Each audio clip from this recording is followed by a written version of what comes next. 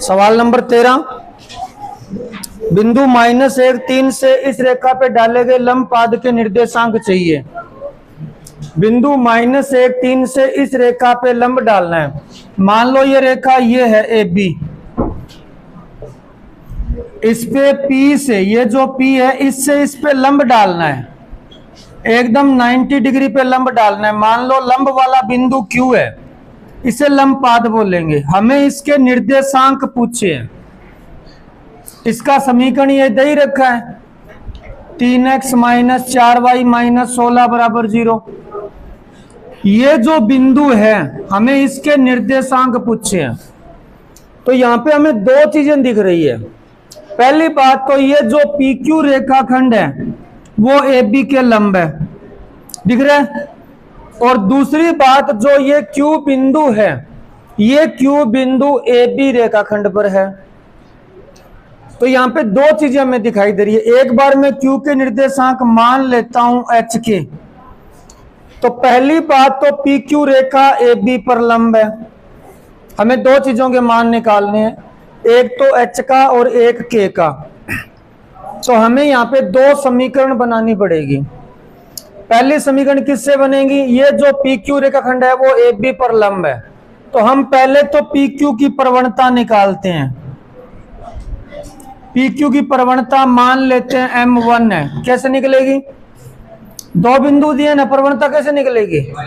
y2 - y1 यानी K minus में 3 और x2 - x1। अब लिखो AB की प्रवणता। AB की प्रवणता मान लेते हैं M2, ये होती है -a/b। -a का मान 3, b का मान -4, तो कितनी आ गई प्रवणता? अब चूंकि दोनों लंब है, PQ लंब है AB पर, इसलिए M1 और M2 का गुणा कितना होगा? तो इसका मतलब हो गया 3/4 का गुणा K - 3H + 1 से गुणा होगा -1।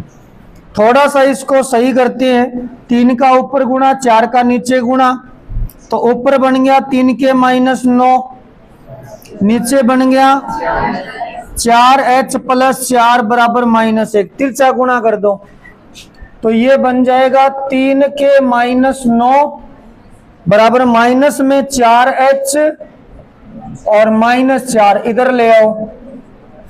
3K - 9 + 4H + 9 = 0। थोड़ा सही कर लो। तो 3K प्लस में 4H - 5 = 0। ये समीकरण 1 बन गई। दो चीजों के मान निकालने, एक H का और एक K का, तो दो समीकरण चाहिएगी। दूसरा यहाँ क्या दिख रहा है? दूसरा ये दिख रहा है कि ये जो H के बिंदु है ये AB रेखाखंड पर है, और AB पर है तो हम AB समीकरण में रख सकते हैं। बताया ना आपको, ऐसा कोई भी बिंदु अगर किसी रेखाखंड पर हो तो आप वो उसके अंदर रख सकते हो। तो ये H के जो है इस रेखा पर है, तो इसमें रख दो, और समीकरण क्या बनेगी? 3x की जगह क्या आ जाएगा? H माइनस में 4K - 16 = 0। हमारा मूल उद्देश्य है H और K का मान ज्ञात करना। तो H और K में दो समीकरण आ गई, या तो इनको जोड़ दो या इनको घटा दो, कैसे भी करके मान निकालेंगे। यहां से एक काम करते हैं, यहाँ H का गुणांक 4 है, यहाँ H का गुणांक 3 है, दोनों को सेम कर लो। सेम कैसे करें? इसको गुणा कर दो 3 का। किसका गुणा कर दो? तो 3 का गुणा करके लिख रहा हूं मैं, 4 × 12H प्लस में 9K - 15 = 0। इसको कर दो 4 का गुणा। 4 का गुणा करोगे ये बनेगा 12H माइनस में 16K - 64 = 0। अब देखो H के गुणांक सेम हो गए। विलोपन विधि लगा रहा हूं मैं, 10वीं क्लास में 3.3 में आती है विलोपन विधि, वो लगा रहा हूं। माइनस कर दो, ये माइनस, ये प्लस, ये प्लस। 12H से 12H गया, 9K और 16 के कितना हो गया? -15 प्लस का 64, कितना बचेगा प्लस का? 49 प्लस का 49 = 0। कितना आ गया K का मान? -49/25।